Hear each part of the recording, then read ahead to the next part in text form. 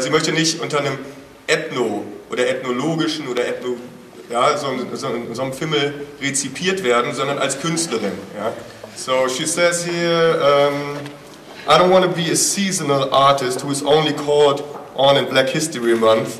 It's like a soup kitchen. I want to work with Tate Modern as well as the BGAC, even though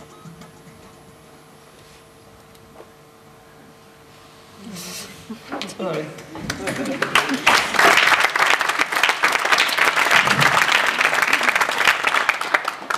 Good evening, Berlin.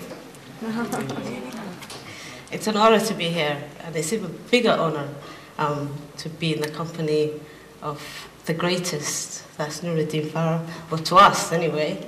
And I've also found to the world, and I've known that for many years, but really being here this few days, I'm in awe. So I wanted to thank you. And honestly, it is the most amazing thing is that I'm always telling the young people that I work with, who the video you saw, I do something called Somali Success Day.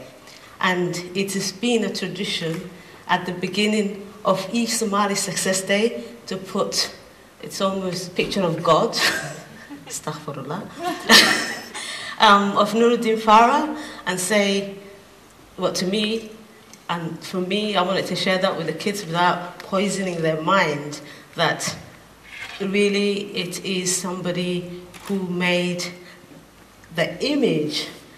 I always say we have an image problem as Somali people around the world, and bigger image problem to ourselves. And I think what I try to do, even though my mouth gets me in trouble, because that quote that earlier one in my introduction, I always seem to get myself in trouble by the things I say, and I usually say them to newspapers, which is not very helpful.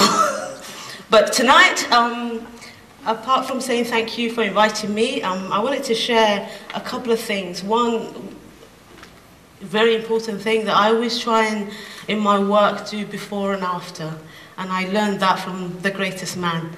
And he always, whenever I hear his interview, my favorite quote of Nuruddin is, "It wasn't always like this." And I love it because it always gets me out of trouble when people say, da, da, da, da, and I say, but it wasn't always like that.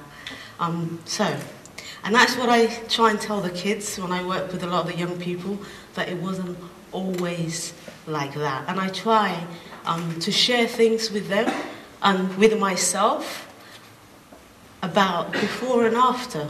What was it like? Because I have the privilege of being born in Somalia and spent my life on the road.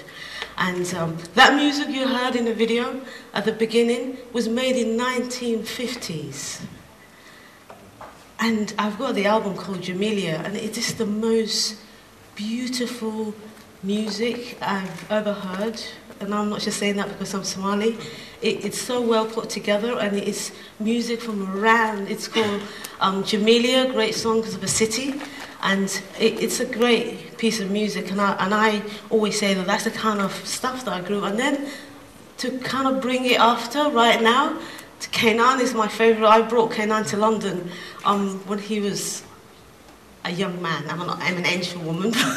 When he was young, and I remember when I asked him, when I phoned him and I said, Kenan, I would really like you to come to London to meet some of the kids that I work with.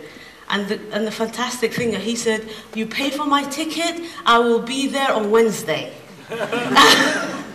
Now I can't afford to even say hello. But the nicest thing was when he turned up, we had 700 children in Hall in Bethnal Green in East London who were kind of labelled as trouble people. So I think that's my story, and I wanted to share this poem with you to start with. Because that's the kind of freedom that I think we are entitled to.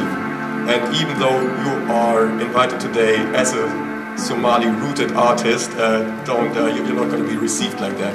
Ich bitte um großen Applaus für KINSI ABDULLEH.